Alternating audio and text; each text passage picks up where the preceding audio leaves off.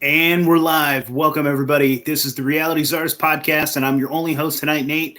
I'm joined by two awesome people, and we are doing this as kind of an interview for the documentary so anybody that's watching this video at some point here, Anomaly Hunter or Ben Ingram Tejada, he is my co-host and captain here for our Bigfoot documentary. So he's my partner in crime here, and we are honored to have Scott Pace with us. Scott, thank you so much for joining us. So you are our expert interview for right now, and you're going to be part of our documentary, and I'm very happy to have you, sir. Well, thank y'all so much. Thank you, Scott. Well, thank you. I really appreciate this. Here, man. Yeah, I appreciate this, and guys, it's an honor to be here and to tell you about my experiences and what's been going on here in Louisiana. So let's start this out. Tell us how it started, Scott. Well, actually, in 2019, I had an experience that's really uncommon. And for one thing, I seen a Bigfoot, but also I seen a Dogman with him. So there was a Bigfoot and a Dogman together. And so I'm going to go through and so I'm going to go through it and tell you my experience and tell you every emotion and everything else that happened also. And I didn't realize that this was so. You're telling me Bigfoot and Dogman were like hanging out together? Yes. Or holy cow! That's awesome, man. I didn't realize that this incident was so recent. I didn't realize it was just 2019. So that really wasn't too long ago. No, it was only a few years ago. Wow. And so and okay, and so I'll tell you a little bit about myself since y'all want me to do that. But my family and I, we live in South Louisiana, right below Baton Rouge, and where this happened at was in Kisatchie National Forest, which is about 3 hours away north of us. And it's in north central Louisiana, right above Alexandria. So if you look on the map between Alexandria and say Ruston, that's where it happened at. Is that kind of like a swamplands type of terrain, or what is it? Well, curiosity. That area that I'm in is actually very hilly. So it has long rolling hills, a lot of pine trees, a lot of oaks in that area and stuff like that. So it's the national forest. And there are parts of the area there are to the, I would say to the east is actually has some swampy areas. But no, this particular part is very hilly. And, interesting. A lot of pine trees. Like I say, it's a national forest in that area, so they keep it up, and it's you can go there anytime you want and walk around and stuff. And we actually have a hunting lease that's actually part of the national forest. It's in that area. It's actually private owned. But if you go look on the map, you'll see in a certain maps it pulls up. It tells you where the national forest is and where there's private land at, and so you can tell the difference. And our particular part of the land is actually privately owned, and we lease it every year. So 2019 started out like any other normal hunting day. You know, we have a hunting lease and it's 40 acres inside, like I said, Kisatchie National Forest. It was about 6 o'clock in the evening. And so we have different stands over there. Some of our stands are climbers. You can get in and climb up. And then we have some that are leaning tubes. And we have them all over that particular part of the area. And then we have some that are actually box stands. Now, we only have about 4 that are actually box stands that you can go inside when it's really cold. And we go inside and close the little door, and you can put a heater on and stuff like that. And then we have 3 sides that we hunt out of, and they're normally they are shooting lanes. And so we have shooting lanes that we have on each side. So one's in front, there's one to the right and one to the left. And in the back is a door, so we don't there's nothing back there. We don't have a window. That part's just closed off. And so it's about 6 o'clock in the evening. I'm sitting there and actually had my cell phone. I was sitting there playing with it a little bit, waiting for it to get a little bit darker. And normally right at dark is when the deer move. You know, they start coming out and getting. And we have planting, ryegrass and stuff like that out there and clover and stuff. And so I was waiting for a deer to come out and just play with my phone. And all of a sudden I get this really high pitched noise in my left ear. And it's to the point where it was almost moving. And then all of a sudden I look over and I see my 30-06 is leaning in the corner right there, and it starts vibrating. So I grabbed it, and when I did, I caught movement out of my left eye, so I turned and looked. And I see something that looks like a black stump. And it's a pretty good tall stump. It's about 6 foot high, you know. So I grab my phone, and I pick it up, and I take a picture. I zoom in the best I can. And when I look at the picture, I said, man, it looks like a person, you know. So I get some binoculars that I have, and I pick them up, and I start looking at what's there, and I can see movement around there. Like to its left, there's a little bit of movement, stuff going. I said, "What in the world is this?" So I immediately put the binoculars down, and I pick up my scope.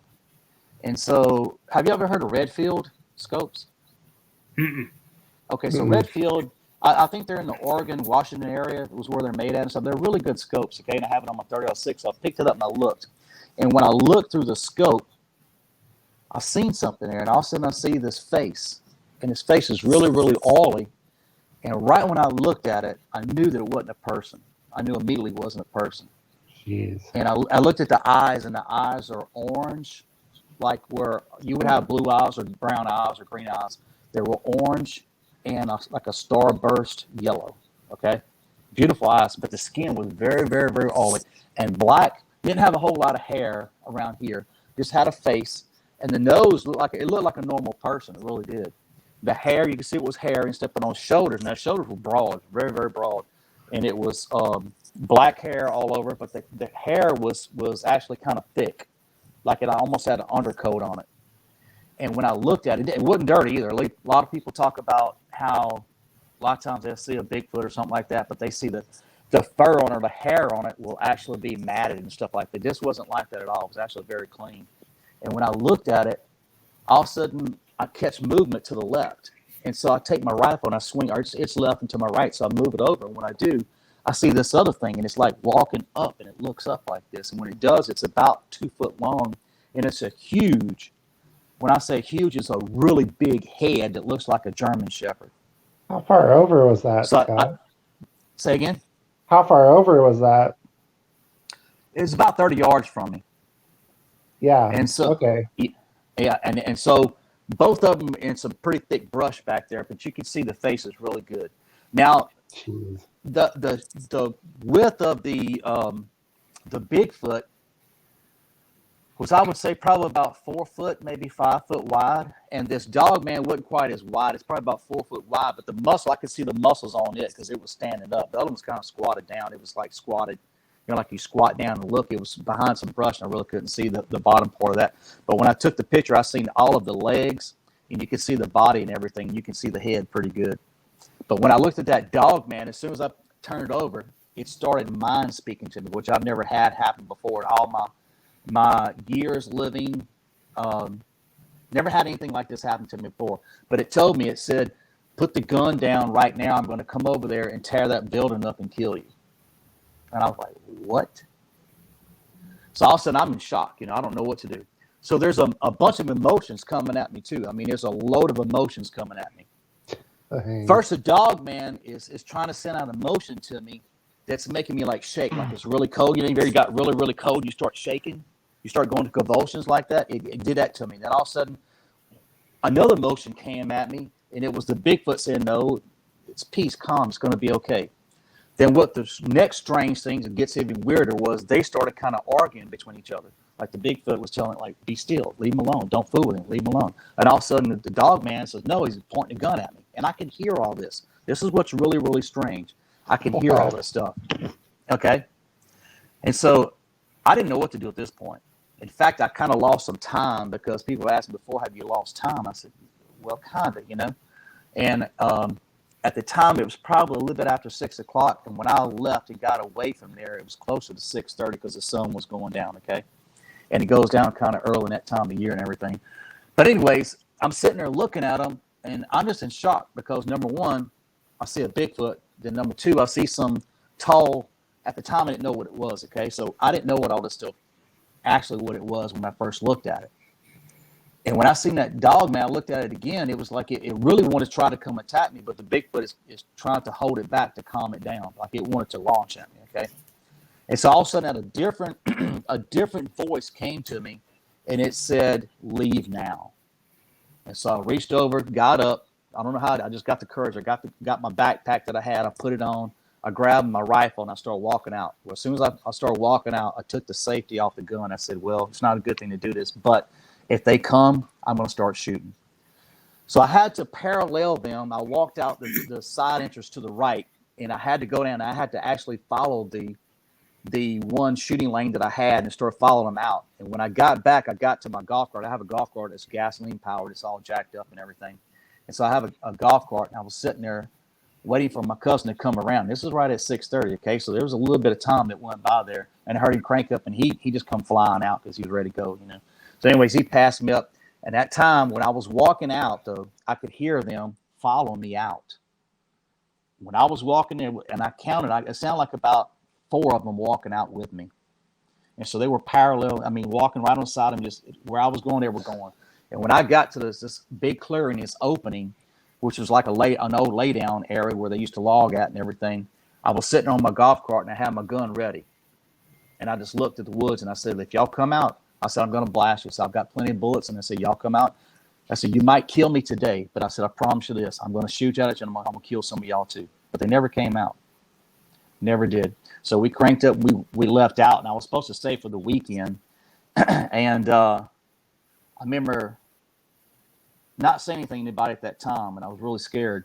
And so I said, look, I need to go home. There's some things I need to take care of. And they're like, what? I said, why are you going to leave? I'll stay with my cousin. I'm up there in North Louisiana. They said, why are you going to leave? I said, well, I got some things came up. I need to take off and go. So I just grabbed all my stuff, came home, walked in the door, and my wife was surprised. What you doing back? I said, well, I got to talk to you about something. She's like, what? I said, yeah. I said, something happened. And she said, well, what happened? Did somebody upset you or something? I said, no. I said, something crazier happened. I said, I seen something in the woods.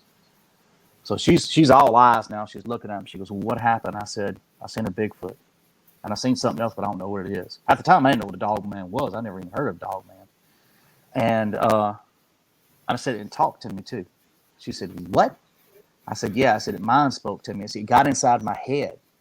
And I said, it started talking to me like that, but there wasn't any, it's like it was telepathy to me. And she was like, oh my God. I said, yeah. I said, this is crazy.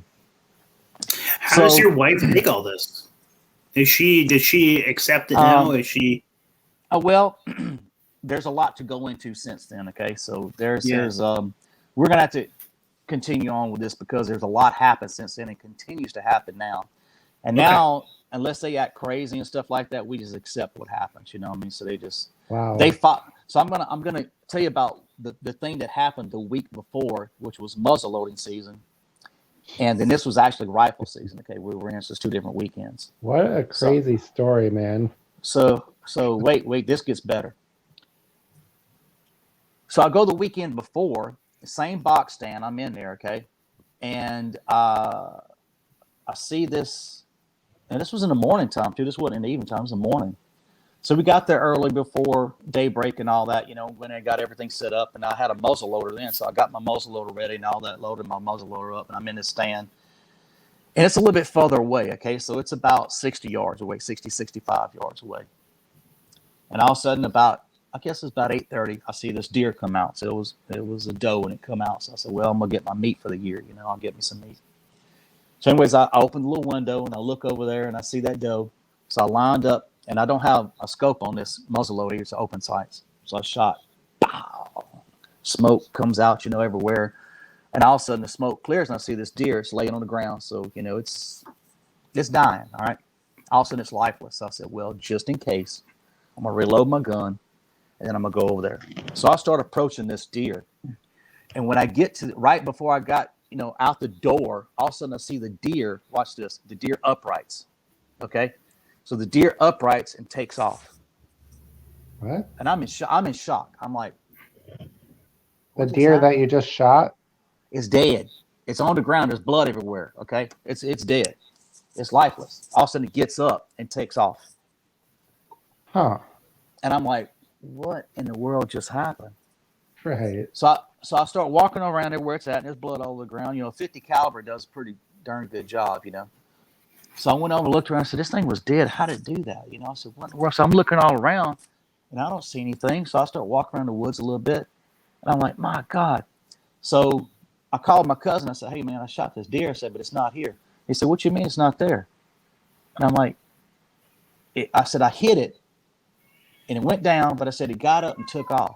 Did you see any blood on the ground?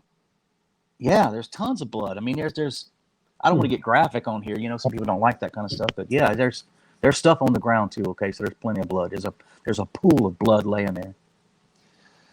So I start walking around the woods a little bit, and I come back, and I just wrote it off as, it got away.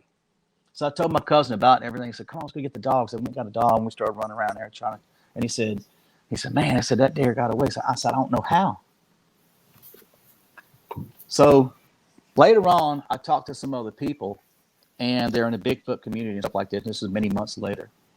And they said, "Yeah, we've shot deer, and we went to go retrieve them. They were gone."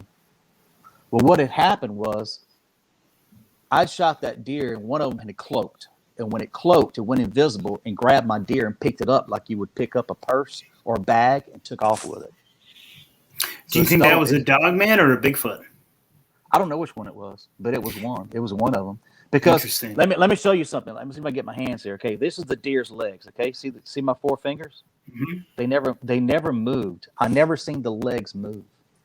I just seen it. Look, I seen it upright and just take off. Interesting. Yeah, that's fascinating. Yes. And I wonder sometimes, I've actually thought about this before, like, what does Bigfoot's diet consist of, And if I wonder if he eats deer. I wonder if he eats meat, You think? Well, I would say yes. I mean, I think some of them do. I think Dogman do too.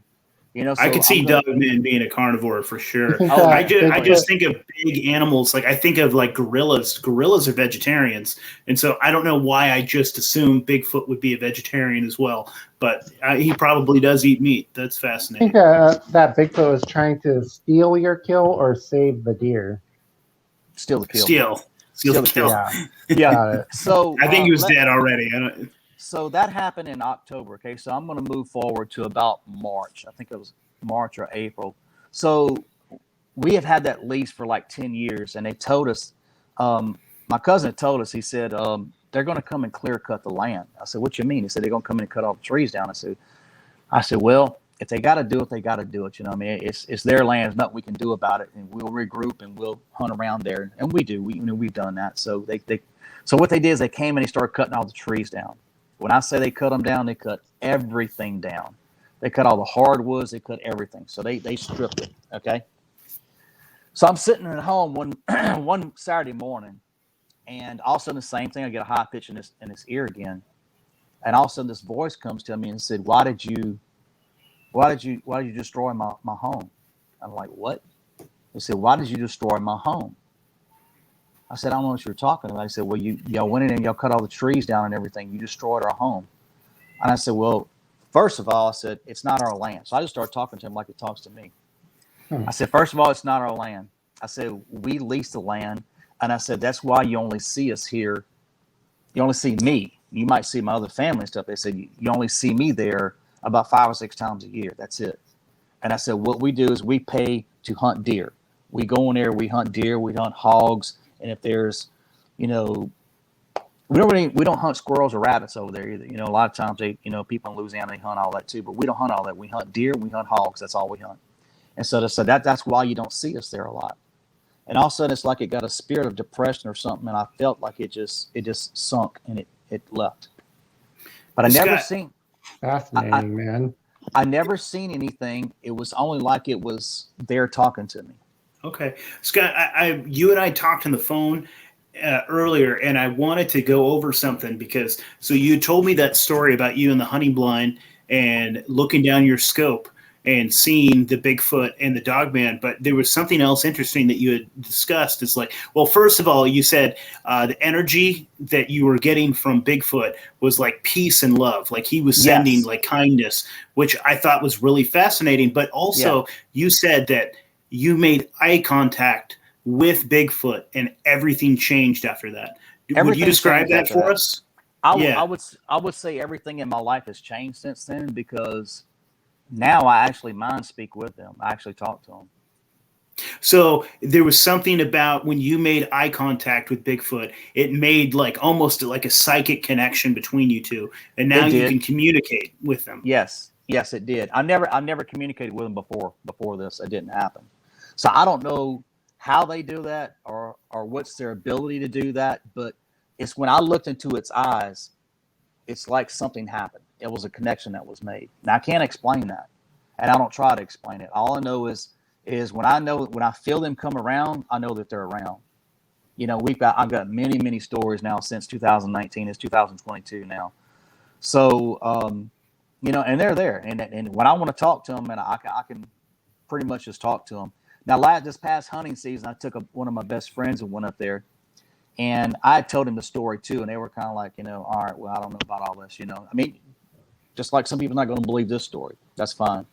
So he had a couple of weeks off from work, and he was in between some he does instrumentation and stuff like that. So he had some time off and everything. He said, well, look, man, I want to go up there and go hunting with you. I said, well, come on, you can go with me.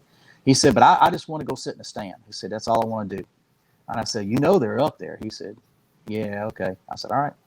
So sure enough, we go out there, we get in another box stand. We're sitting there, and it starts getting dark and everything. So I said, well, I don't think there's anything can come out tonight. So I said, let's just go on back to the golf course. So we started going back to the golf course. Well, I started mind speaking to him. And I said, look, my friend's here. And if you're here, so I said, I feel you here, but I don't see you or anything. I said, if you would, I'd like for you to give us a sign or show him a sign that you're real. So all of a sudden, this real low roar comes out like a lion. Whack! And it gets like that. Like you ever heard a high performance engine and wow, it pops like that? It did just like that. It spiked just like that. And I looked over at him. And he said, yes, time to get out of here. I said, now do you believe? Dude. Yeah. So I've had a bunch of young men say they want to go up there and go with me. I said, okay. I said, y'all want to play? I said, y'all want to play around with this? I said, I'm going to put you right where they are. Scott, I got a question for you, buddy. Sure, go ahead. So do you think that Bigfoot, do you think they are like kind of territorial? Like, do they have a certain space? Yes, they are. Okay. Go ahead. Yeah. Because we felt like we just got back from a Bigfoot hunt. And we described that in the documentary, I think, pretty well. But we felt like we were entering its territory, and we felt like an aggressive male presence. And we felt that like lower down here is where his like maybe like wife and kids were. And it was like kind of a protective thing that he had. And he was kind of keeping an eye on us. Okay. That was the impression that we all got. Like it was really strange because it was like this entire group.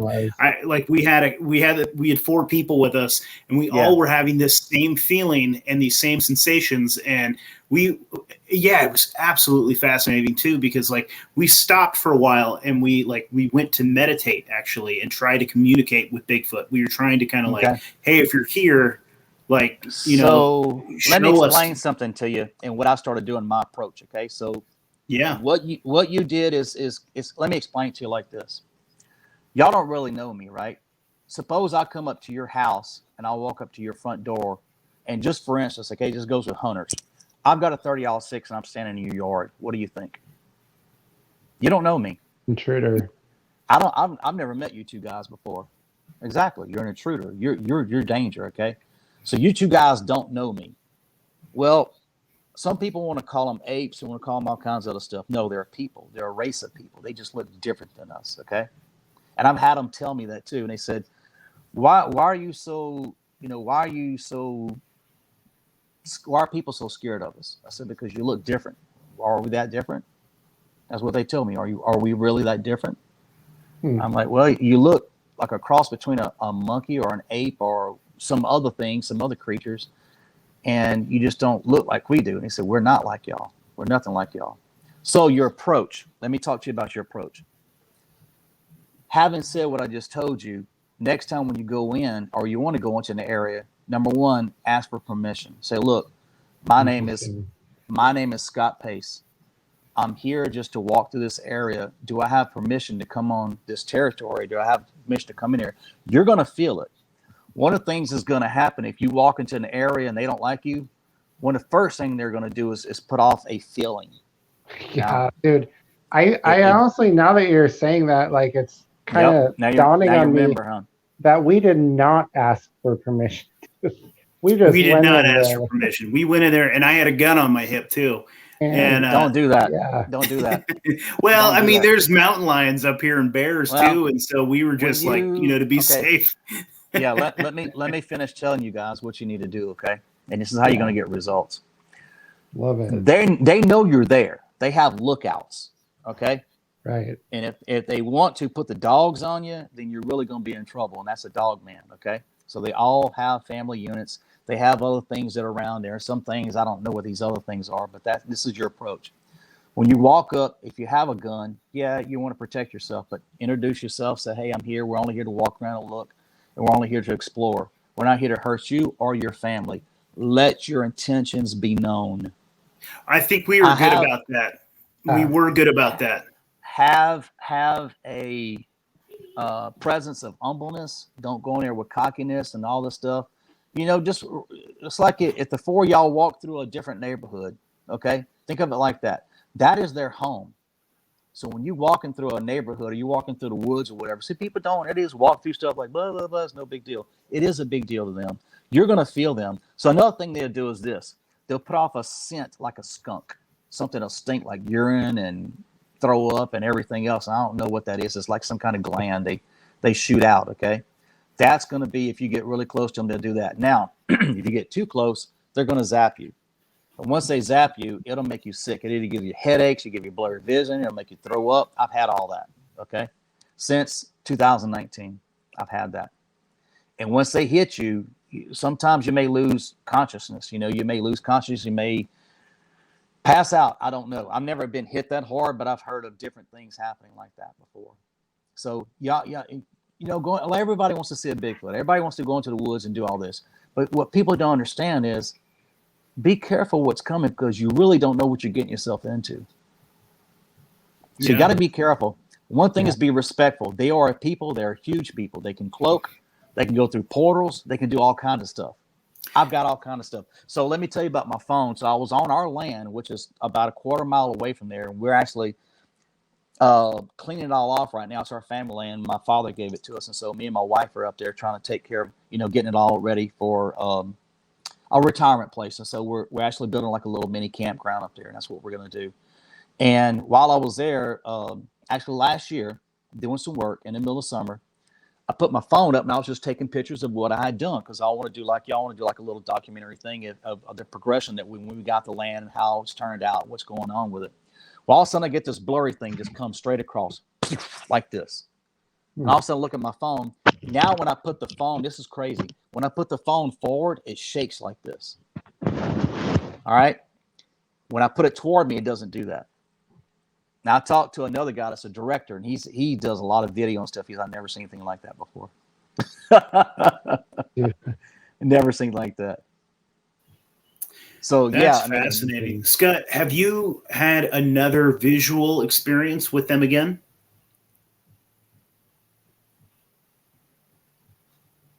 I'm trying to think. Yes, since then I have. So this other time I was in another hunting blind on the other side of the lease, and I was sitting there. I thought I was seeing things, and what it looked like it was like a blur was going across. I said, "What in the world was that?" So I got a long shooting lane. This one is. Let me give you the setting of what it is. It's a big box stand that's up there, and it looks over a creek that goes way down this hill. Okay, at the bottom of it is a creek kind of comes and kind of does like an S curve around me in front of me and everything. So I'm looking out there and I see this thing like a blur go across. I'm like, what in the world is that? So I look around and don't see anything, and I look again. I said, I don't know, almost like a ghost, you know. But there was no ghostly features to it. It was more like a predator going across like that. And so out of my peripheral vision, I see something move over here by a big pine tree. Okay, and it's a big old pine tree. It's like 3 to 4 foot wide. It's huge. So I'm looking over there and I see this thing do this. And it goes back. And I said, gotcha. I just turned around and said, gotcha. It was over there. It was a black figure that did just like this around the pine tree. So yeah, I've seen them since then. I've also been, since then, been bluff charged by something. I was on my land when we just got the, after that, we had got our land leveled off and everything and had a big old pad put over there with a bunch of clay and stuff. And so I know I wasn't going to be able to put any rock or anything on it at the time. So what I decided to do was go buy some seed. And what I was going to do is seed everything and put it down. And so I was out there and it was late Sunday evening. I was sitting there seeding, and I already hunted. And I was coming back and I knew I had probably just about 10 minutes, 15 minutes to go do this. So I went out there and I was seeing, and all of a sudden I heard something coming across the national forest from where I'm at. Where our land is, there's a road in between us, and the land is actually higher on the other side, and it comes down to our land. There's a creek that runs on our land that goes through. Well, this thing started coming across, and I heard it coming. I'm like, golly, it sounds like a big old buck coming through, a hog or something, you know? And I did not have a gun with me, okay? So this thing goes over there, and all of a sudden I see it coming across. I'm like, good Lord, what is that? And it's starting to get dark now, okay? The sun's going down. And all of a sudden it's to the west, and it's to this side, which would be my left-hand side. And I see this thing cross the road, and all of a sudden I don't see it. Well, I have a little patch of woods between there. It's probably about, I don't know, 40 yards or something like that, maybe less. And I see this thing come up there, and it comes up, and it's like a spider coming at me. It goes right up there, and it hunches down right there and starts looking at me. Well, that was a Dogman. And I looked at it and looked at me, and it was really dark, but I couldn't see exactly if it was black or it was gray or what it was, because the sun was going down then. It was pretty dark then, you know. So I just left the spreader, and I turned my back to it. Never did try to attack me. Never did anything to me. That's fascinating. But I walked over to my cousin's house, and I just said, well, I'm not even going to worry about you. And I said some things to it, but it wasn't nice. You know, I'm like, don't. Yeah. So I play it off, you know, is what I did. So there's one thing you can do if something happens like that. Now, you got to be brave, and you can't get scared and run. Don't do that. But you have to show them that you're not afraid of them. Okay. I got a question for you, Scott. Certainly. So do you think, so you kind of described at the beginning that the Bigfoot and the Dogman were kind of arguing with each other a little bit when you were pointing your gun. Do you think it's ever been a situation where they've actually had a confrontation and maybe fought each other? Possibly. Like, do you think that happens? Or do you think, I don't know. Like, it's fascinating because the way you describe the Dogman is very, fitting with how people describe their temperament as opposed to the Bigfoot. So I'm just wondering, do you think those two guys are out there possibly confronting each other violently? Does that ever happen? Not on my lease, it hasn't. I've heard the Dogmen running packs over there where we are, and they make a lot of noise and stuff. They sound like a bunch of coyotes and stuff cutting up, or wolves or something like that. But they really sound like coyotes. But I don't know. I've never seen that before. I can't answer that. You know, I've heard of that happening, but I've never seen that before myself. What do you think their relationship is? Is it friendly? I'm talking about the Bigfoot and the Dogman. Or do they not get along so well?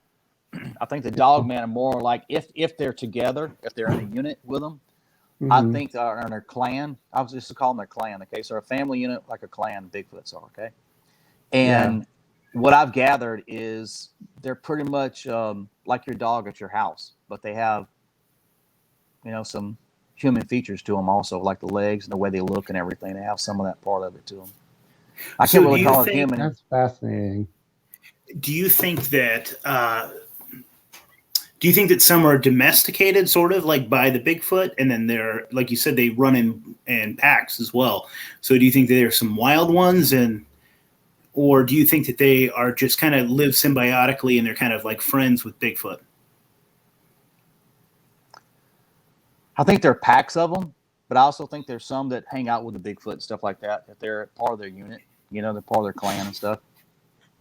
And then I had another question for you, Scott, and you might not have an answer for this, but I find it fascinating them saying, because they're other people too. They're, like you said, they're a race of people or a type of person, right? Or, whatever they are. Do you think, why do you think that they choose to live in the woods? And, or do you think they have cities themselves and they cloak them? Do they have cities that they or what's your thoughts on that? How do they live? Do they live very almost do you think they live sort of like cavemen? Or do you think that they have do you think that Bigfoot has secret technology as well, and that's the way that they cloak? Or are they more of a spiritual entity and that's how they cloak things? What are your thoughts on any of that? Sorry, that's a lot. Yeah, you have to hold a bunch of questions. Let's just start with the first one. I think they're a race of people. They're not an ape. They're way too far advanced. They communicate. I'll tell you about another story too. Me and my cousin was hunting, and I was in that one particular stand where I seen him at, and he hunted about 100 yards away on a ridge, and he wanted to get in a climber, and so he went up in a climber, and he was up a tree, and he shot a deer over there. So I texted him. I said, "You got him?" He said, "Yeah, deer's down." I said, "Okay."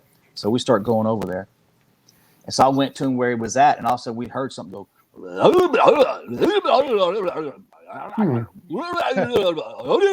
like this, and so they start doing that. Okay. And he said, "Oh man," he said those hunters are next to us because they have some people from another area that come over and hunt close to us. Okay.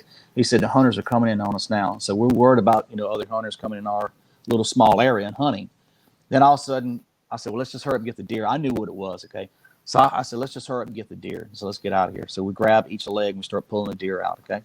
All of a sudden I heard real loud. I can't whistle out, but like this. So one was over here on one side. Then the other unit was on the other side over there. Okay. So that's how they operate. All right. So they do signals. I've also heard when I was in the woods and they want me out, they take their teeth and grind it. Jeez. Really, dude, really loud. I'm like, bone chilling to hear that out there in the woods. Let me tell you something. That gets under your skin. When you hear that, I'm getting out off that stand. That's like a horror movie, man. Well, yeah, I mean, that's crazy. Let me tell you, I've even got my scope out, and I was looking behind me. I was going up a ridge when that happened. I left. I said, "Oh no, that's just too creepy." And so I left out, and I started getting my scope and scanning. I couldn't see anything. Could not see a thing. But they were, as long as I stopped, they went. Now this was a Dogman, you think? I don't know what it was. I have no idea. I don't know if it was Dogman or Bigfoot. I don't know. So, but if you're 10 foot tall or 12 foot tall, and you start grinding your teeth, how much noise do you think you're going to make? Jeez. Yeah. No. Exactly. When your head's as big as when the head is bigger than your computer monitor right there, that's pretty big. So getting to the spiritual side of it, yes, I think there's a spiritual side.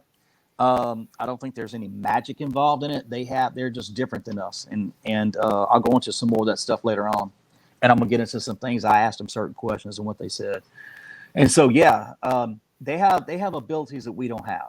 Let's just put it like that. Okay, they have supernatural abilities and spiritual abilities that we don't have. Right. They're able to go in and out of portals. They're able to go in and out of dimensions. They're able to cloak right in front of you like the Predator and go across. And that happened to me. I had it happen right in front of me. I've had it happen more than one time. And so, that's my thoughts on that. Is sometimes I even question this, and I'm still trying to figure it out. Okay, so I do a lot of research now, a lot of books. I read a lot of books. I watch a lot of things. I listen to people. I decipher what they have to say. And I ask them sometimes questions about stuff, and sometimes they just laugh and like, yeah, right. They just do that. So it's like, okay. So I started asking questions. My wife just let you know, me and my wife are born again Christians. Okay, so we're spiritual. Okay. So I asked them. I said, "Do y'all know God?" They said, "Yes." Okay. I said, "Do y'all know Jesus?" "Yes." Just like, "Yeah, I know Jesus." Okay.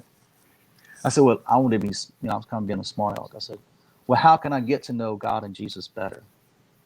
Real simple. When they give you answers, it's real simple. Be more reverent. So if I ask you both, what does the word reverent mean to you? To be more reverent, how I feel about that word is a certain level of respect. Yeah, that's what I was going to say. Respect, almost. Okay. So when I looked it up, I really didn't comprehend it myself, to be honest with you. So I said, yes, respect was one thing. The other thing was be more holy, be more holy. Like God is holy, Jesus is holy, be more holy too. Be respectful, but also carry yourself in a different manner. Yeah, dude, that's a good answer. So I was like, man, this is some of these things. I started talking to them. Some of these things is hard for me to comprehend. Some things hard for me to believe. And they said, it's not what you believe, it's what you're willing to accept.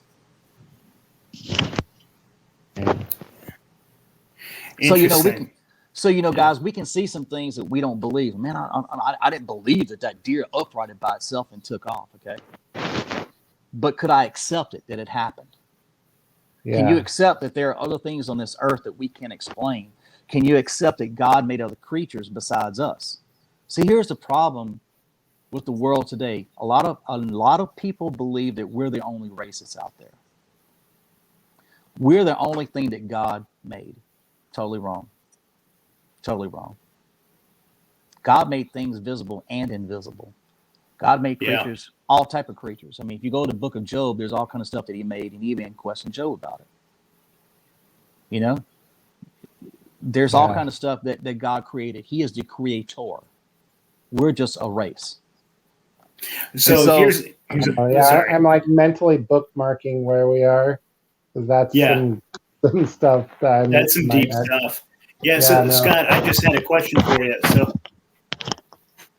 So one of these questions that I had for you, Scott, was something.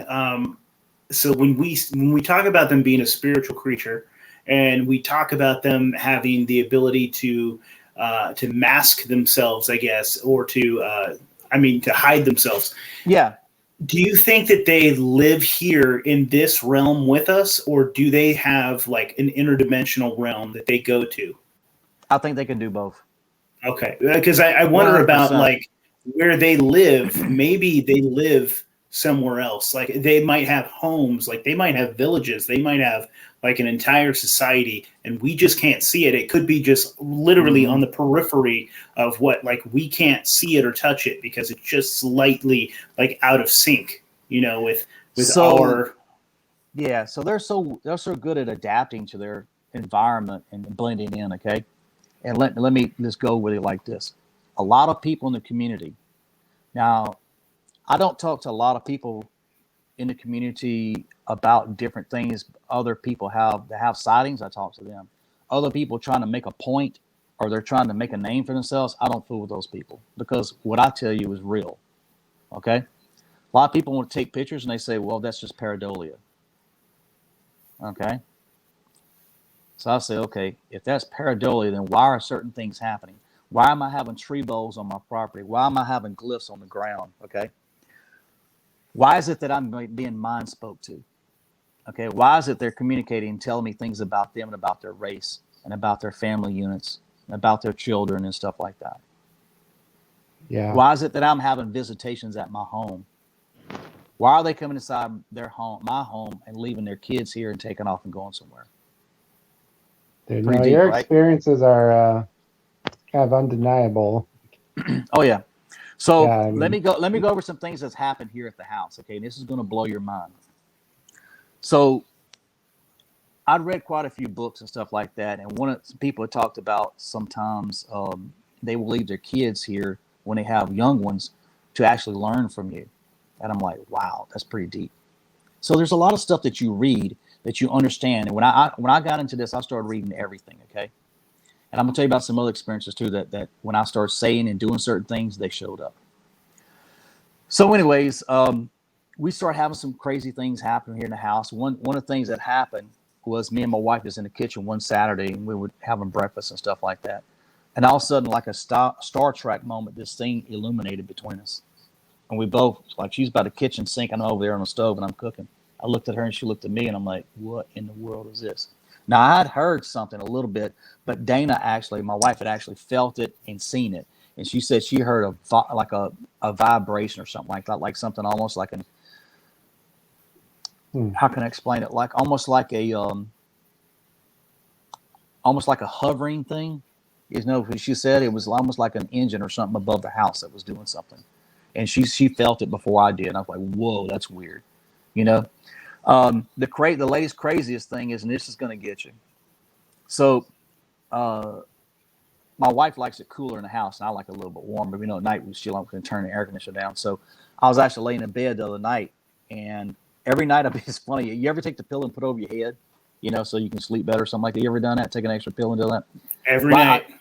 Okay. All right. Yep. So they know your patterns. Okay. When you start having certain patterns and you stop what you're doing, they're going to watch what you do. So one night I didn't do that. Right. All of a sudden the pillow flips in the air and lands on my head. Were they trying to do you a favor? They were like, hey, you forgot something. Yeah. Like they're covering my head up, And I'm like, wow, that's crazy, So I tell them, all right, y'all go downstairs and leave me alone. Don't mess with me tonight. I got to get some sleep. Yeah. I got a hard day at work and all that, okay? Other things that's happened. Oh, here's a good one. So we had let our dog out. Okay, so we have a dog. It's a blue heeler, Australian Shepherd mix, and so we let her out for the night to go use a potty and all that. So I'd let her out, and all of a sudden, me and my wife started, we started watching TV and stuff like that. Well, I just forgot about it, and all of a sudden she goes, "Where's the dog at?" And I said, well, "I don't know." And so I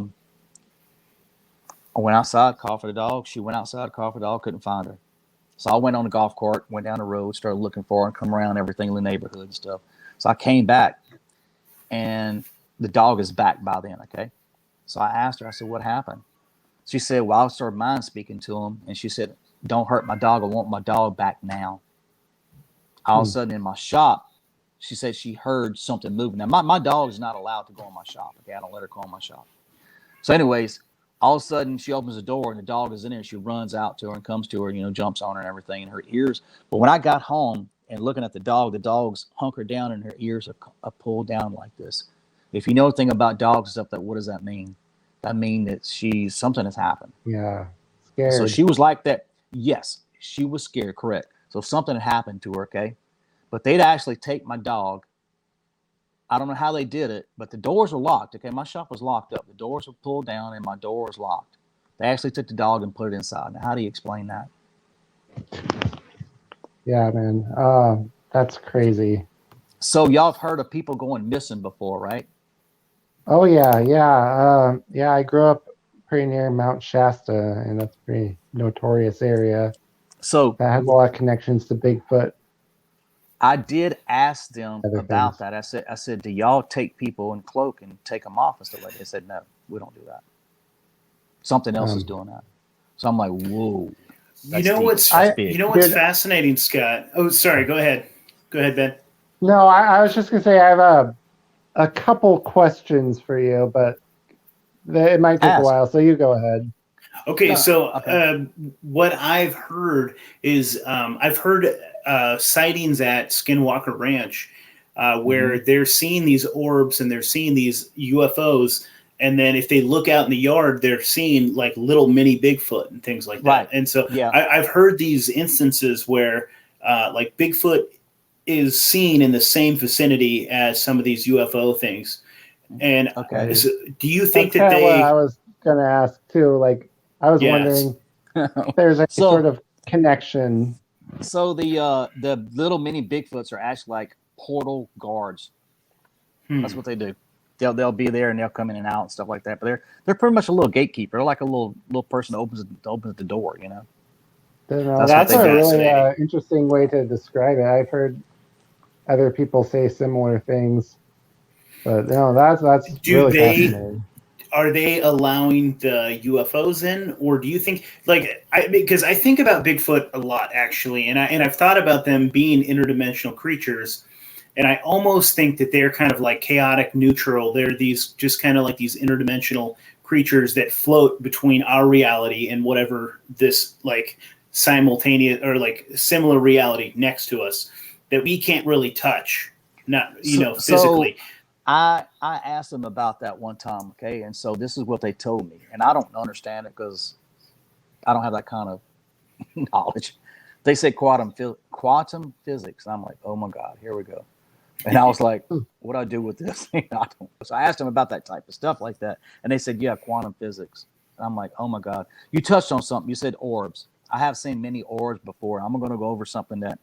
So I was at work one night and my wife texted me. She said, you're not going to believe what's happened. I said, what? She said, I fell asleep. I took a nap and I woke up. Well, let me just go over something. My wife had surgery this past December and the surgery didn't go good. Okay. She had hip surgery and all, so it didn't go so well. So she's basically been staying downstairs and I've been sleeping upstairs. So it's been kind of rough. So, but anyways, they've been here all along. Okay. When she came home from surgery, I'll go over that too. When she came home from surgery, some of the females came around and started whooping outside like, whoop. Whoop, ah, whoop, whoop. Oh. Now, you have to understand where we live at. We live in a neighborhood. We don't live in the boondocks. We don't live out in the woods and all that. We live in a neighborhood. When she come home from the hospital, they were checking on her to see how she was doing. Wow. That's amazing. So I get home. I get home from work, and she said, well, she sent me a picture first, and she said, look at the light. So we have in our kitchen, we have track lighting that goes across. You know what I'm talking about? It's like a rail, and you wire it in, and you take these little lights, and you turn them, you push them in, right? That's track lighting. You understand what I'm saying? Mm-hmm. So they're 10 foot in the air. I don't move these lights. Once I set them and they're turned a different direction and all that to go from the kitchen to across where our little dining area is, they stay that direction. So it provides a lot of light all the way across, right? So all of a sudden I get home and I look up. She said, look at the lights. I'm like, oh my God. They took 3 of them. That's why I was going to send you a bunch of pictures, let you see all this stuff. They took 3 of them and pointed them at her. And I'm like, my God. So what's going on? She goes, wait a minute. That's not it. She said, what? She said, look at these orbs. There were blue orbs in the picture too. I said, well, that's just off the light. She goes, no. Watch this. She pointed she said, right now they're next to me. So she pointed it down. And this is what's weird. I didn't necessarily see the orbs. She did. So she took a picture. She goes, look, they're right there next to me now. I'm like, oh my God. So anyways, I started mind speaking to them. I said, look, I said, why did y'all turn the lights like that? Now this means something. See, we take a lot of things for granted in life, okay? They said to keep evil spirits off of her.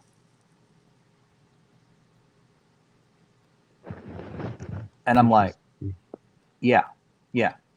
So these are little small LED lights, and there's 3 of them pointing at her. And I'll send the pictures later on to you guys so y'all can have them. You can look at them and everything. But anyway, the blue orbs are in there too, which is really, really strange. Very strange. So this, once you get on this journey, you start going down it. I never knew I would go this far, but there's a lot more stuff I can tell you. A lot of stuff is like, it's borderline. Do I want to tell you, you know? But what they do, what their abilities are. We're the type of people that are like open-minded to all this kind of things. Yeah. Like, I know a lot of people out there have a hard time believing that any of this is even possible, but yep. It's just like, okay, Bigfoots are real. We know that. Then if you look into, I don't know, myriad of evidence out there that telepathy might be real. You can look at CIA experiments. You can look at alien abduction accounts. It's not like super hard to believe that that's possible too. So I don't know. It's kind of like, to me, putting 2 and 2 together, and it kind of. Okay, this is kind of gonna lead into my next question here. Sure, like, ask all the questions you want. Something I'm wondering is why. Like, because when y'all ask questions, I bring up experiences. Yeah, how do Bigfoots avoid people's detection? Is it because they have really advanced, like, hearing and smell, or is it also combined with their kind of mental abilities? Like, how is it that they can detect you from far away and avoid you? You can, first of all, let's go over the family unit again. Okay, they do have certain ones that they're guards. Okay, they're out there. So in their family unit, they may have, say, a teenager or something like that. His job is to let them know, the rest of the clan know, that once you walk into an area, we got people in the area. Whistles. Okay. Or some kind of other thing. They'll knock. You ever heard of tree knocks? Oh, you want to.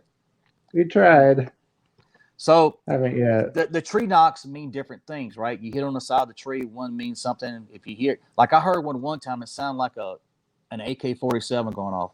Pop, pop, pop, pop, pop, pop, pop. I was like, golly. Well, what was happening was there was somebody over there hunting, and they came close to him. Well, then I heard, hey, get away, leave me alone. And I'm like, oh my God. I said, I hope nobody's getting hurt over there, you know? But somebody actually had a sighting over there. I don't know who it was, but it was close to our hunting area, but I heard that. And that was a really creepy, weird thing to me that happened, you know? The other thing is that if dogmen are there with them, the dogmen are out there first, you know?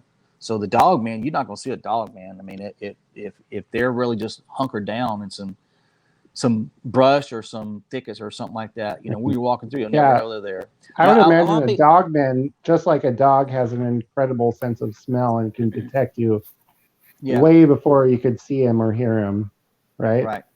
Right. Yeah. So to let you know, one of the times I went hunting, there was all these crows, man. I mean, crows everywhere. And I'm like, my God. And all of a sudden, these big ravens came around, too. I'm like, what is this? Sometimes I think they use animals to look out, too. You know, if they have a smaller family unit. Okay. In many cultures, in many cultures, That makes crows and sense. ravens were, I mean, they were like omens. They were good luck or bad luck. They were very Messengers. interesting. They're significantly important animals to, a lot of this A sort lot of of phenomenon. birds have, yeah, a lot of birds have a lot of like spiritual significance, you know. Yep. Yeah, So there that is. does make a lot of sense, what you're saying. Yeah, there's something about ravens and crows too, though. They are crazy intelligent. Like they Mhm. have the yeah. intellect of like a 4-year-old. It's pretty wild, man. They Yep. can Yeah. count. They've taught them to use machines. They've taught them to do all sorts of things. So I mean, they would be a fantastic Ravens, lookout. Yeah. if you're Ravens. not nice to a raven, they will remember it. Yes, Like you absolutely. better be They nice to them remember because they're faces. Yeah, absolutely. They will remember it. It's crazy. Like that sounds cool. nuts, but it's absolutely true. So it's they would make an excellent lookout and they would be an excellent bird, if the Bigfoot kind of like domesticated them and used them as pets and they can It communicate with makes them. a lot Yep. of sense. That's Yeah. kind of blowing my mind right So now. think Yeah, it. that's a really So interesting. think of it like this. I mean, we have technology now. I mean, what would be a bird to us? What would be your next thing we would use as technology like that?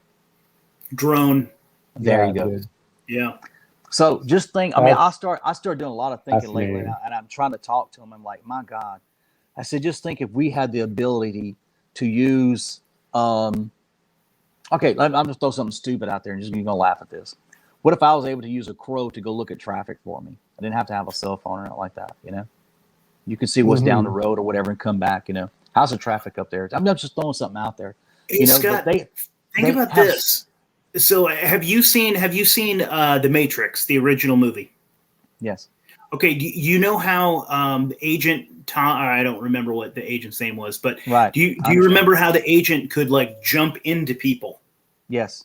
It Yes. almost seems something to me like if Bigfoot is so like psychically advanced and so like mentally advanced, maybe he can actually like it. Well, actually, that was in Game of Thrones, right? Where they were able that one boy was able to like look through the Raven's eyes, like literally Right. take them over. What if it's something like that?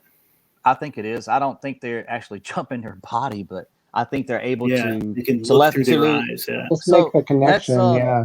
right. So Influence them. what if we were to call it some type of telepathy where they would able to, okay, I see a raven over there and I'm going to use him. I'm going to look through his eyes or its eyes. I mean, to go it do could that. be like not only the ravens, it could be every type of animal, like squirrels or like rabbits. Like the Bigfoot might have a relationship or a connection with all of those things, and Man, that's when kind we of all were their natural lookout system.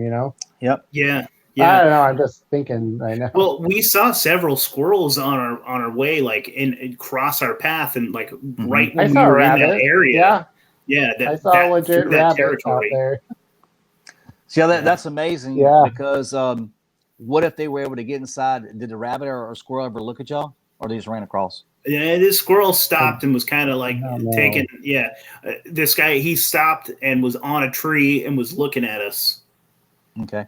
So Yeah. Dude, another thing, this is a crazy, wild like thing to think about. I don't know about you, Nate. I never even considered this subject, but no, I wish I had because I would have been looking at things differently. me too. so to Definitely. go back into some more deeper stuff and that you talk about, I'm gonna tell you some other things that I did, and I'll send you the pictures for it.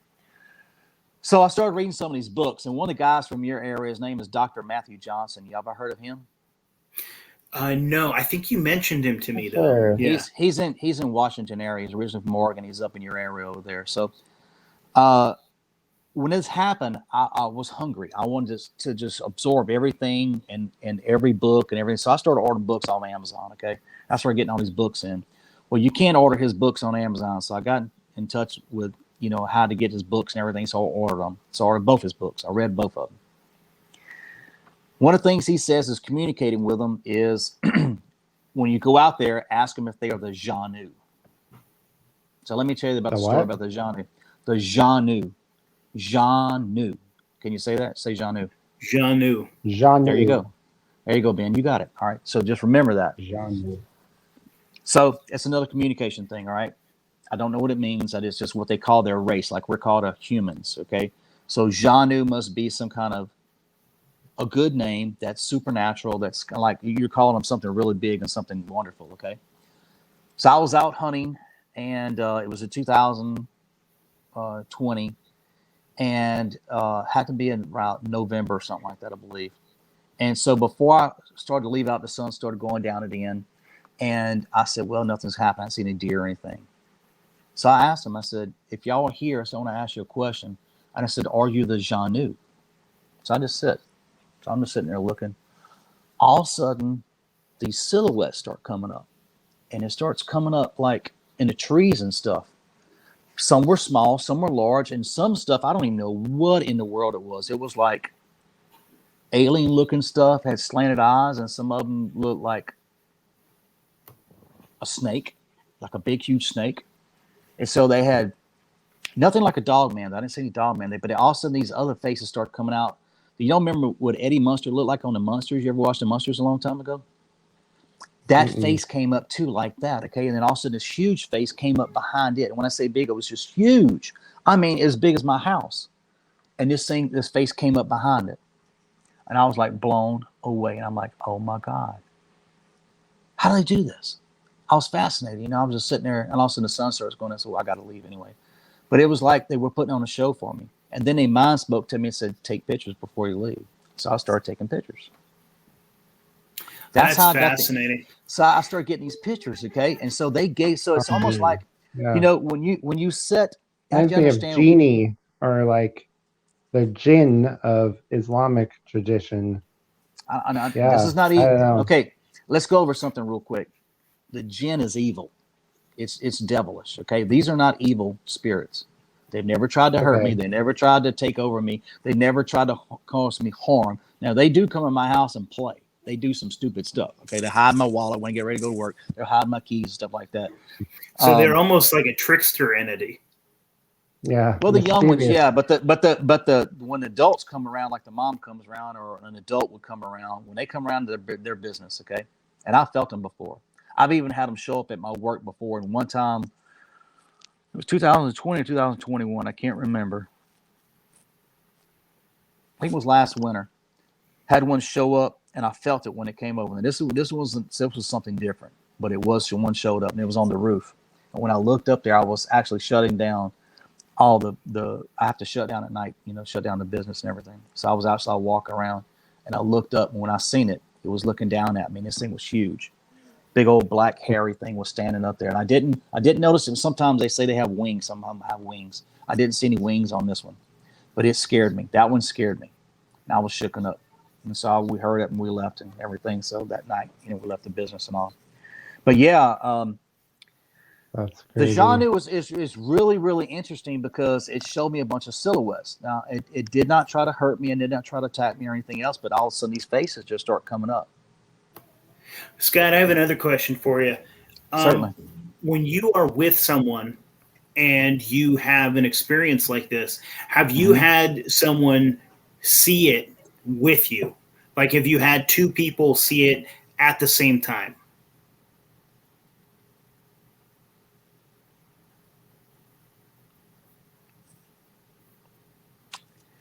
Like a shared experience. I'm trying to remember back. You know, this is since 2019. I've had so many things happen. So we've heard things. I'm gonna tell you what happened not long ago. So not long ago, a bunch of my cousins was over there, and one of my cousins let me borrow his backhoe, and so we was over there leveling some rock and stuff out, getting a driveway built and all that. And we had a problem with it starting. Now this is another thing. This is gonna blow your mind. Not directly, but I'm going to give you some stories with that, okay? We were over there, and we was working on this backhoe. It was a weird thing. My cousin drove over there. We used it one night. One night passed by. We went the next morning, it wouldn't start. And this is crazy. So we ended up taking the batteries out, cleaning them and all that, and all of a sudden, it's like all of a sudden it just starts working. We took that thing all apart. Now, I'm a diesel mechanic by trade, okay? So that's what I do. But not now. I work in another business, but mechanical is what I do, like a mechanic millwright. So I know how to work on all that stuff, okay? And like I said, we went through this thing, did all kind of stuff. Now, there was about 7 of us standing there. So a bunch of on my dad's side, a bunch of family and everything was standing there. All of a sudden, this dog, this German Shepherd, this German Shepherd ran toward the woods and it's looking at something right there in the woods and it starts growling. I mean, just getting after it. And all of a sudden the hair stands up on it and everything. And it's all my cousins, they all got that look, and they're all looking in the woods and all that. And so I'm looking at them, looking at the dog, and I'm looking at the dog. So I start looking. So I'll go over to my truck and I grab a camera. I have a digital camera. So I got the camera. I just start taking pictures of the woods and everything. They all experienced something. And that was, including myself, there were 6 other men there. They all experienced something. They seen the reaction of the dog, but we could not see a figure in there. But something walked up there. Something came up. That's interesting. That's fascinating. Something you said earlier, I wanted to touch back on. You were saying that that your wife was now able to communicate with the Bigfoot.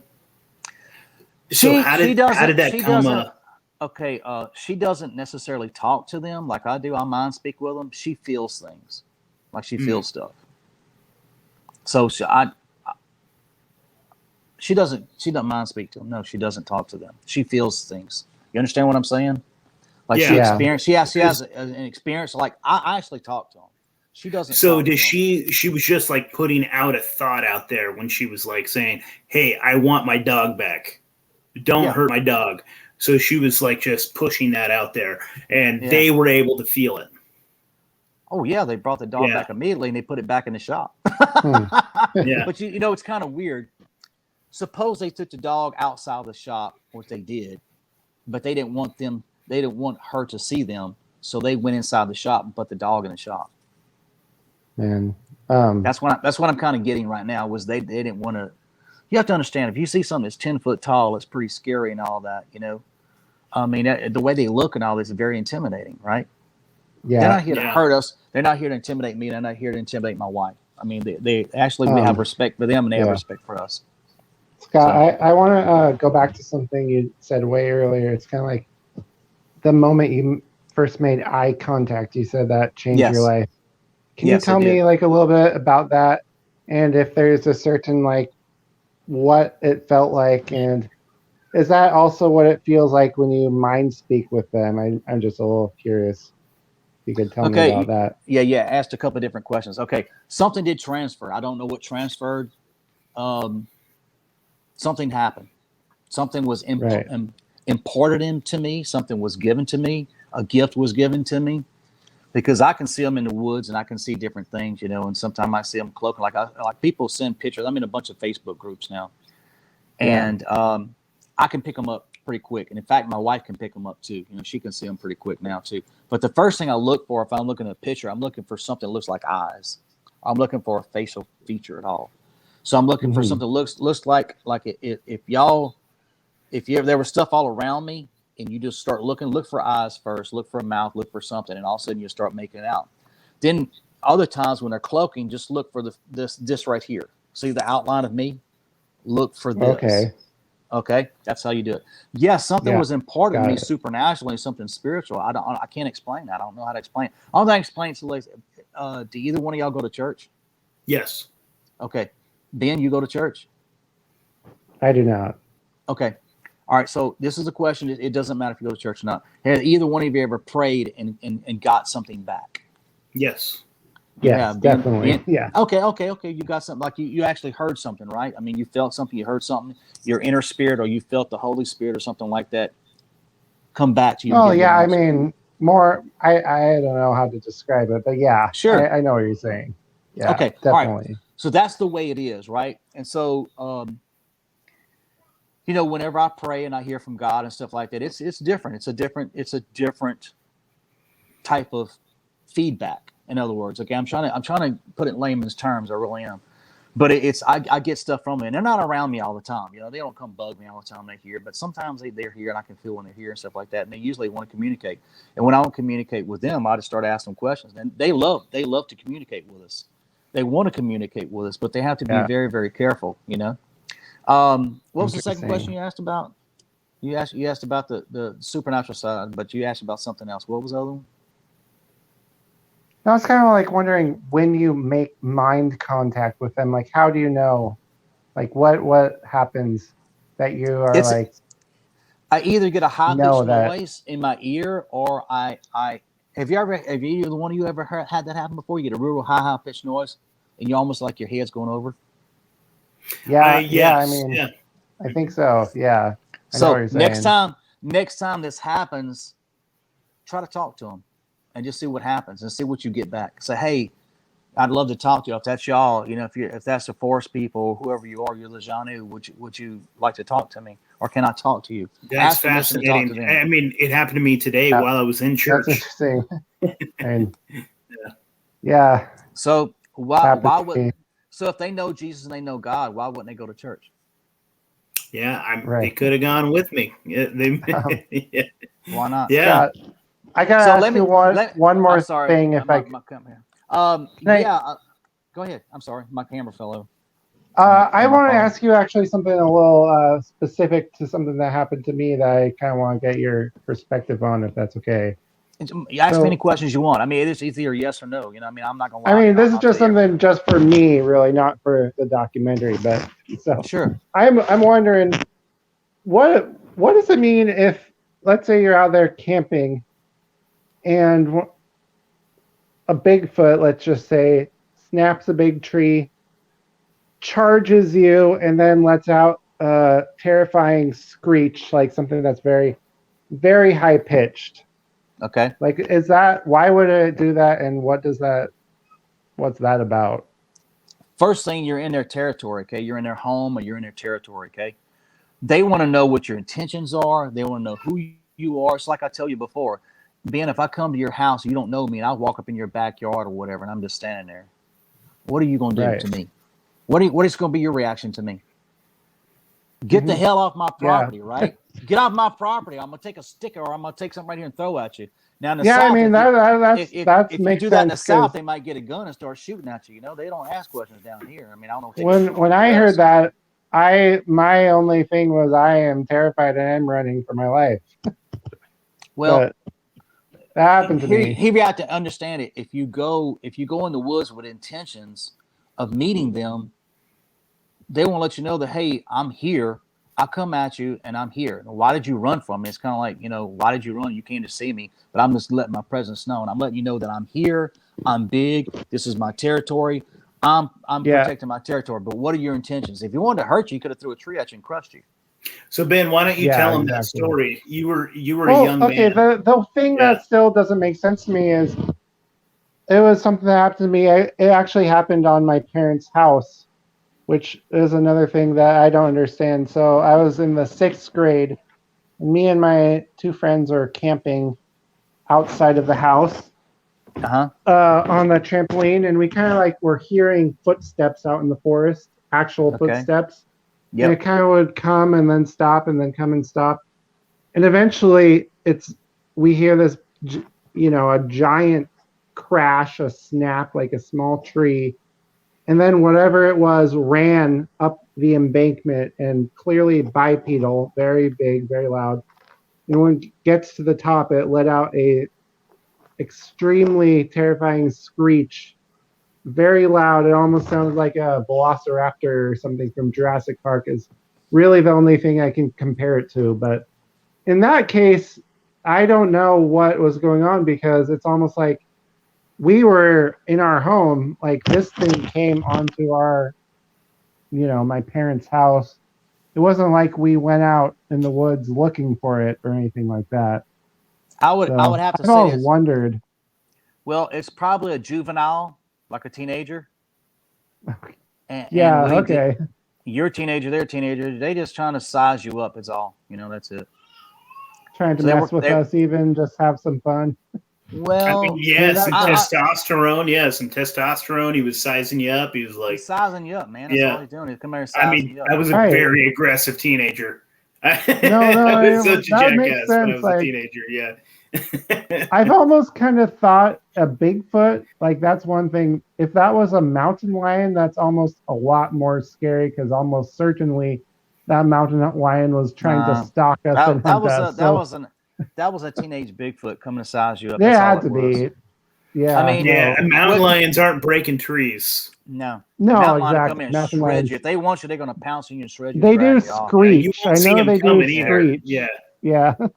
The mountain lions do like do really weird, terrifying screech sounds, but it was too loud and bipedal. So no, what you're saying about the teenager actually, that kind of tracks to me because Yeah.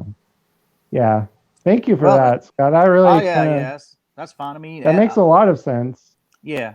So I mean, y'all Yeah. can ask me ask me any questions y'all want. I mean, that's I've learned so much in the past 2.5 years. Has been incredible. So let me go over some things that happened to y'all before, and I left some things out, and I want to go over some stuff. When I was a young boy, I used to go stay with my grandmother, okay, and she lived out in the woods and stuff. And I was out in the woods. She lived way out in the woods, and so she had an old house that she lived in, and it was a board and batten house. And the back of the house actually kind of sunk down in the back a little bit, okay, and so I would go stay with her during the holidays and stuff like that. I don't want to say it was Thanksgiving holidays because she had the windows up and it was cool. It wasn't cold, but it was cool enough to have the homemade blankets on you. You know what I'm saying? Like these ladies get together and quilt blankets and all that. And so it was cool. And so this one particular night, she had a bed right next to mine. I was like in a queen size bed. She was in a queen size bed. There might have been full beds or something. I can't remember, but I was a little boy then. I just remember the bed being big. And it was leaning towards, kind of weird, leaning toward the window. And it had this one big old huge window in the center of the room. And it was open. So they had the old metal, they got screens now, but these screens were metal. Okay, there were old metal screens in there. And I remember hearing something waking me up, and it was walking around. Boom, boom, boom, boom. Then it stopped. I said, Grandma, there's something outside. She goes, oh, that's just a cowboy. I said, no, I don't hear a bell. They had open range around there, okay? So they had cows who walk around all through the woods and everything, and people would have cowbells on them that would go back and forth, okay? They didn't ding, they clunk, clunk, clunk, clunk, clunk, clunk. You'd hear these old bells and stuff like that. All of a sudden, y'all, this face comes in the window. Now, I'm about 9 or 10 years old, okay? And I look in this window, and I'm scared to death. I immediately just scream. And I jump over my grandma's bed. I said, there's a monster, and there was a monster in the window. Jeez. This was the first experience that I had. And I began to scream and just hold on to her, and I was screaming and hollering, okay? And I told her, I said, something's in that window. Someone's in that window. Someone's in there. She goes, nothing in the window now. She goes, what is it, boy? I said, I don't know what it is. So I just stayed there. I was scared to death. I said, I don't want to get out of bed. I'll stay with you. I'll stay with you. So I just remember it was such a bad experience for me that I actually just blocked it out of my mind. Okay. Well, then a while later, my mom, back in those days in the 70s, stuff like, they used to have an old party line. You know what a party line is? You ever heard of that? Mm-mm. Yeah. Okay, so party line is you have to pick up the phone and maybe somebody else talking on it. You have to wait until they get off the phone. Then you would pick it up. Then you can call, make your phone call because other people shared the line with you. Okay. So, anyways, my mom had called up there a bunch of times. We live in South Louisiana, and you could be a snoop, right? And you could listen to other people's conversations. How you think people gossip back then? My God, man, they found out. Yeah. All you had to do is you would hear it click, and someone would pick up, and then but yeah, a lot of stuff went on. But anyways, my mom called up there, and she was calling for my mom, calling for my grandmother. I'm sorry, she kept calling for her mother, my grandmother. She called, couldn't get in touch with her. So anyways, she called her, which would be my mom's aunt, which would be her daddy's, would be my grandfather's sister. So he finally called her. She said, where's Mama at? She said, well, she went to go. I think she's staying with one of her cousins or the cousins. So she said, okay. So she called him. Sure enough, she was over there. And she said, Mama, why are you staying over there? Why are you not in your house? And she said, well, Lainey, I don't want to talk about it. She said, something happened. Something happened, and I don't want to talk about it. Now, by this time, I had went home, okay? So she never would tell my mom. She never would tell her sons, which was my mom had 3 brothers. She never would tell them what happened. But she just they finally moved her out from the woods, okay, and moved her into more of an open field area. It had an old house, a bigger house, a huge house. It was an old board and batten house too, but it was big. It was in some bunch of fields and stuff like that. So they moved her from there and got her out of there. But she never would tell my mom what happened. But I told my mom that experience. And so my mom told me one time when she was a little girl that her and her younger brother were out playing in the woods. And down the road from where my grandmother stayed at, she used to caretake for an older couple that was down there, okay? And so she would go take care of them. And while she was there, my mom and my uncle would go play in the woods and stuff like that. She said she remembers one time going up to a tree, and she was trying to get my uncle up in the tree, and they both looked up, and they seen this hairy thing that was up there. And she didn't know what it was. She didn't know if it was a bear or what it was, but she said, now thinking back upon it, could have been a Bigfoot. And she said it was big. It was really big, but she just remembers screaming, hollering, running away from there. And that happened on the south side of Alexandria, in between what they call Fort Polk over there, and where Fort Polk is, the Army base, and where there's been many sightings over there with that too, where they see them running across and stuff like that, doing maneuvers and stuff. But yeah, down here they call the Dogman the Rougarou. You know what I'm talking about? The Rougarou. So they have festivals and stuff like that. Yeah, so you look it up, folklore and stuff like that, but they call it Rougarou. And all that's down here.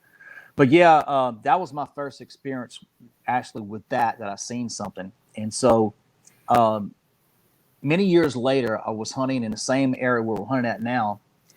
And I was actually working for an offshore company at the time. And my cousin called me up and said, hey, man, so you going to come hunt this year? I said, man, I don't know. That's hard for me to get off. You know, was working offshore and everything, coming back. And he said, if you get off around Christmas time, come on up. And so I said, okay. So I did get off, and I went up there and made a hunt. And everybody else had shot deer and stuff like that. They filled their tags and all that. So I hadn't shot anything yet. So he said, well, look, go get on one of them stands out there, leaning tubes, and get down there by the creek. And he said, if you see something, go ahead and shoot. We'll hear you shoot and all that. Because our lease is about half a mile away. You know, you can hear them shoot and everything.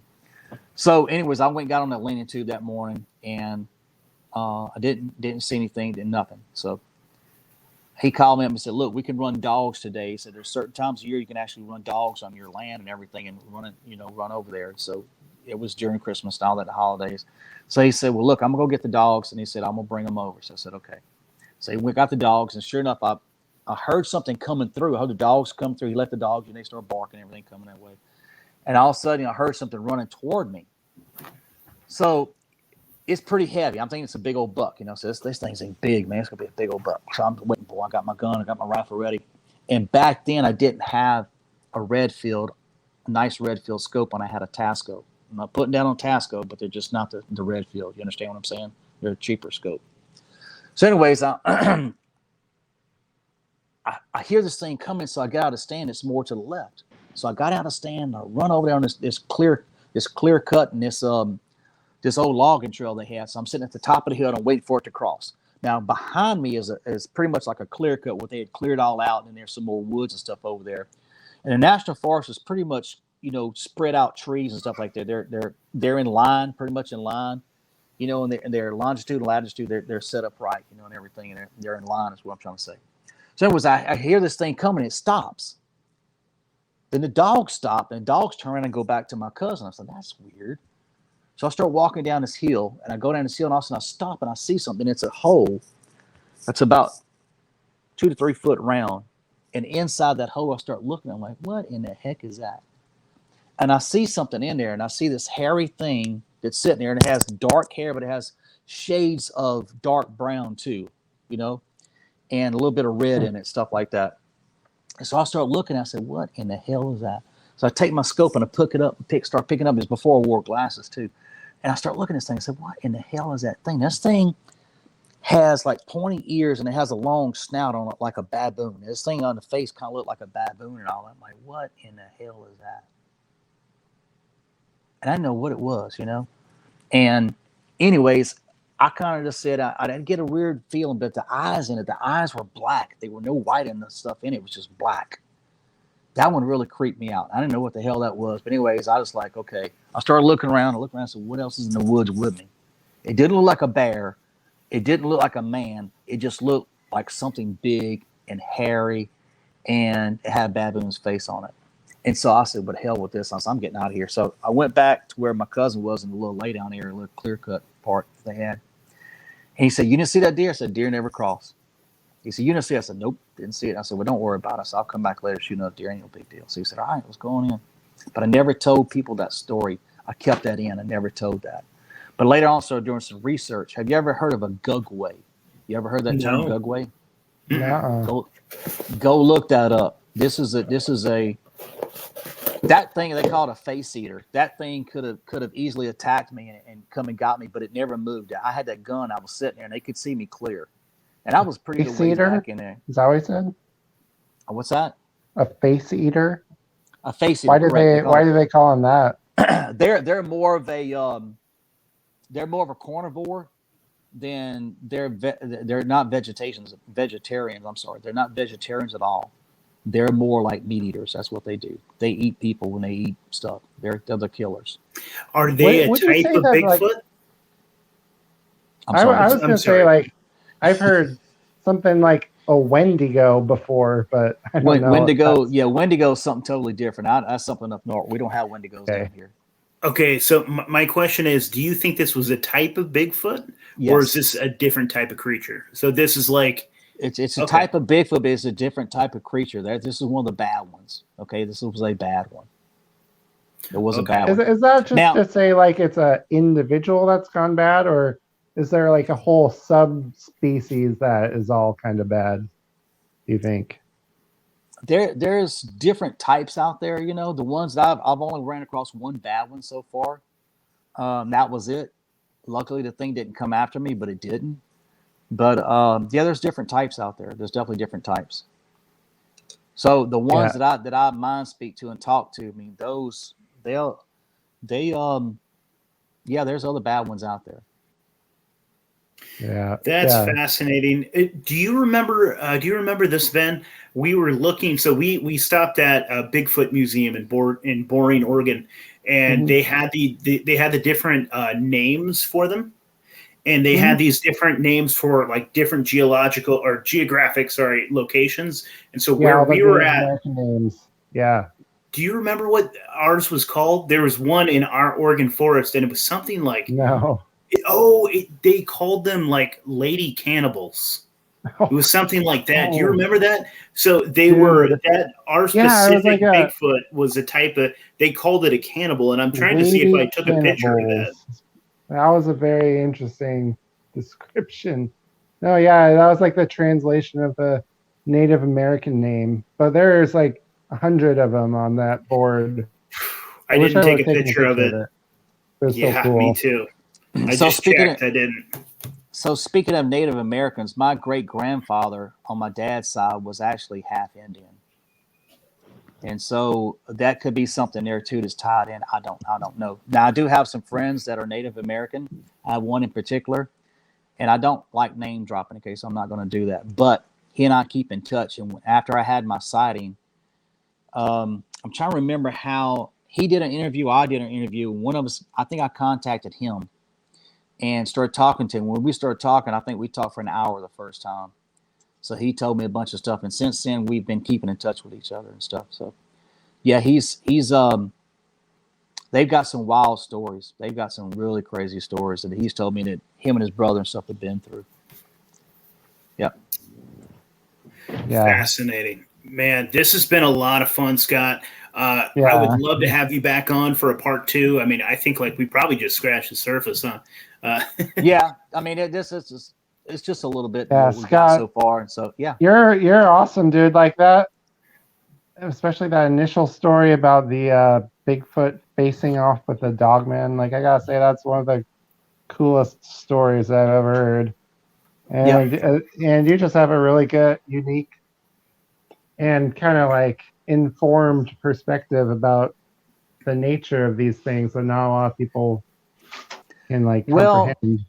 You have to understand that your approach is everything, right? So they've seen me there 10 years on the stand. Okay, so I've been on different stands, stuff like that, been there, and I've never tried to hurt them. When I go into the woods now, I let them, they already know I'm there, but I would let them know that, hey, I'm here, I'm coming into woods, I'm not here to hurt you or your family. They know that. Even if I do see you, I'm not going to point my gun at you, okay? I'm only here to shoot deer. You chase a deer to me, I'm going to shoot it, I'm going to get out. You should chase a hog to me. I'm going to shoot the hog, I'm going to get my meat, I'm going to retrieve it, I'm going to get out. I'm going to leave you alone. And so that's the difference, and that's the respect that we have.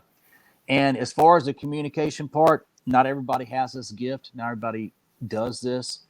Not a lot of people can comprehend it. I'm going to be honest with y'all. When this first happened to me, I was borderline having to go get psychiatric help. Because I was like, okay, it's something I'm dealing with that I can't deal with. So I started reaching out to different people in the community, and then they started coming to me. And since that time on this Saturday, a few months after that, when they started mind speaking with it, they started doing it again. They started coming to me and talking to me and look, don't, there's some things that I don't comprehend. I don't understand. They said, it's not what you believe. It's what you're willing to accept. They said, don't be afraid of us. And they said, well, why are you afraid of us? And I'm like, well, I mean, you're big, you can cloak, you can go invisible, you can grab me and cut me and kill me, you can do whatever you want all at one time. And I said, y'all don't look right. I mean, and they said, really? They said, what if we had more of a human face? Would you accept us then? Would you accept us if we didn't look like a gorilla? Would you accept us if we don't look like something else? And I'm like, wow, that's deep.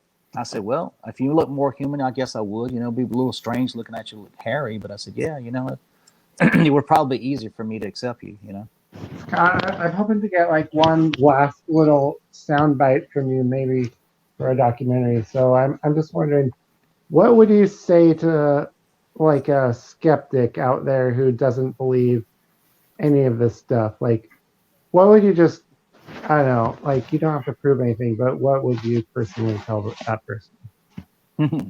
Remember the story about my friend who was a skeptic, and I took him hunting with me, and I started mind speaking to him, and then one yelled in the woods. I would say, okay, you heard the yell, now go out in the woods and go look at it. You're a skeptic, go out there, go look for yourself. A lot of times people are doing research for years, and don't ever see anything.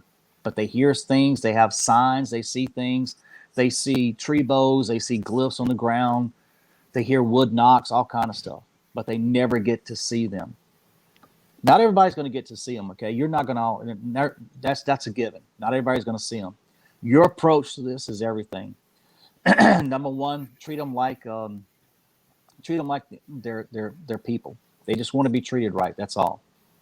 So the thing of it is if they're a skeptic, then they're a skeptic for a reason. You don't believe, that's fine. You don't have to understand this. You don't have to believe it. I don't expect people to go through what I'm going through. I think my circumstance is a very particular circumstance. I don't think they do this for everybody, but I have found other people. Y'all gonna laugh at this. I found other people that have more experiences than me. I talked to a lady recently, within the last 2 nights, that she even sent me a picture that she's talking to him all the time.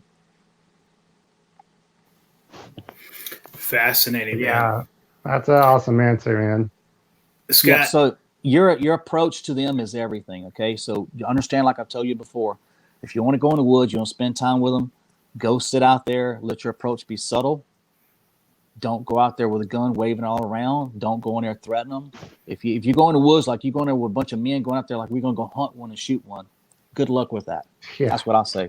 Good luck with that. If you kill them, or the government has killed some of them, I would say they're probably the type. There's different types up here. They're probably the type that are more the meat eaters. The ones that are more supernatural, which are more like Sasquatch, those you're not going to kill those. You can't kill them. But there are some different types that it's a whole other subject we can talk about, which goes into the Bible and all kinds of other stuff, and we can have another time for that. And yeah, let's do a part 2. Yeah, absolutely. That's fascinating.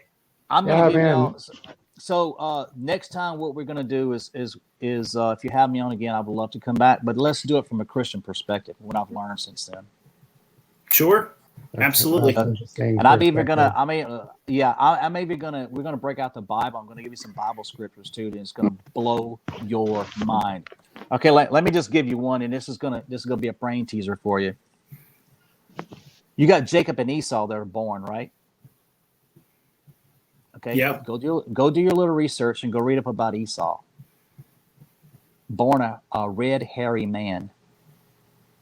Hair covered his body from the top of his head to his feet. What are your thoughts on that one? I have not heard of that. I'm gonna look that up. Yeah. Go. Just go. You can go to the computer, type in Esau from the Bible. Yeah. Jacob and Esau. This was Abraham's son. Mm-hmm. So actually, Isaac's son is Jacob and Esau. But yeah, go ahead and Oh, go check Isaac's this out. son. Sorry. Yeah. No, it's no big deal. I mean, but think of it as go look just him.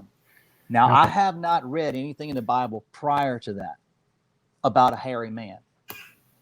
Where did they come about? How they're all about? And there's another thing is the flood.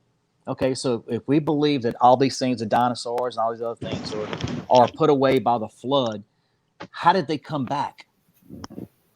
Where they show up from? Where they come from? Okay, everything's wiped out on the earth. Okay, God, the earth is so foul, it's so disgusting that God wants to wipe out everything on the earth, and He did, except for a few people, Noah and his family. Okay, now how did they all come back? How did all these other things come back? Yeah. So I'll try to do my best to try to tie some of this stuff in for you, and it's going to blow your mind. I love it, dude. I can't wait for part 2. Yeah, so I want to do the next one is from a Christian perspective, and me as my journey through a Christian perspective is getting answers. I want to know where they came from, what they're all about, and why, the whys and everything about it. And I'm going to throw some Bible scripture, and it's going to blow your mind about creation and all that, and how God created all these creatures. And it's going to be very interesting. I think it'll open up your eyes. I love it, Scott. Yeah, absolutely. We'll definitely do a part 2. Thank you, brother. Y'all. I appreciate y'all. God bless y'all. Have a good night, okay? And thank you so much. Yeah, great to meet you, man. Yes, sir. Thank you again for Yes. this. Thank y'all so much, guys. I really appreciate it. And if you're ever in Louisiana, look me up, and I'll take you out, and we'll go see what we can do. Dude, absolutely. Louisiana sounds insane. So, some people are saying, yeah, they want to go do it. But then when you get a scream in the air that's 300 yards away, and it sounds like a 40 yards. So this is 40 acres away. Okay, I'm on one side of the lease. This is on the other side of the lease. And you get a scream that comes all the way across 40 acres. Okay. I'll wear a diaper. Don't worry, just in case. Yeah. and so the thing of it is you don't know what's right behind you right there. So it's pretty wild. But yeah, man. If we ever get enough money from our documentary to have a travel budget, yes, it would be insane to go there. By then, I hope to have my campground ready, and we'll set up the camper and stuff. And y'all gonna hang out now. Kasatcha we'll shoot part 2, our second documentary down there. Yeah. And I think that'd be an incredible time, man. We'll eat some Cajun food. I'll cook for y'all, and we'll go out at night. And I really think that you don't have to go very far; they'll come to you. I'm going to say 100% that they will come to us. I love it, man.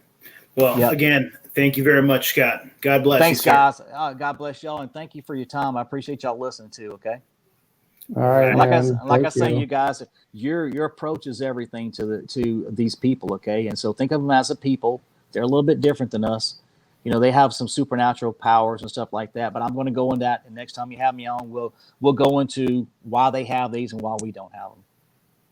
Yeah, awesome. So that's actually been taught to me too. So it's pretty neat. So the next part would be from a Christian perspective. Sounds good, brother. All right. Have a good night. Thank you. All right, y'all too. Bye-bye.